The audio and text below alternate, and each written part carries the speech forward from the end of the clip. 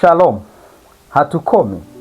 Siku ya leo naomba uniruhusu tusafiri pamoja, nikupeleke kama miaka 2000 na kitu iliyopita, kwenye darasa ambalo Yesu alikuwa nalo katika kitabu cha Mathayo sura ya 6 mstari wa 5, pale aliposema kwamba tunaposali tusiwe kama wanafiki, maana wanafiki wao hupenda kuomba huku wamesimama katika masinagogi na kwenye pembe za njia ili waonekane na watu.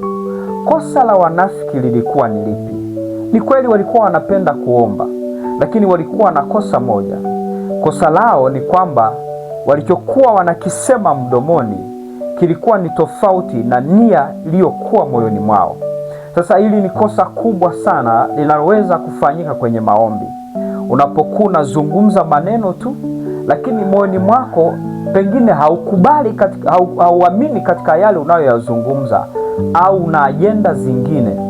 Ni muhimu sana kuangalia moyo wako, kwa sababu kwenye mambo ya rohoni moyo ni kituo muhimu sana. Hata hivyo, Mungu unayemuomba anaweza kuona zaidi ya maneno unayoyatamka. Anaweza kuangalia moyo wako.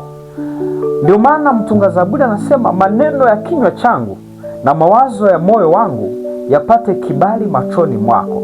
Kwa hiyo tunapokuwa tuko kwenye maombi, hatutamki tu maneno. Moyo wako una nafasi kubwa, kwa sababu Mungu anaangalia pia moyo wako, kile unachokitamka. Siku hizi kuna watu wanaandaa makongamano, wanaweka mada, wanasema tutaombea jambo fulani, lakini lengo lao si kuombea hilo jambo. Lengo kuu kwao ni pengine kukusanya fedha, au wana ajenda zingine binafsi mimi na wewe hatuwezi kuzijua. Sasa maombi kama hayo tunasema ni maombi fake, maombi yasiyofanya kazi. Huwezi ukamwomba Mungu mwaminifu kwa kupitia njia za ujanja. Bila shaka mifumo ya kiroho itakutema.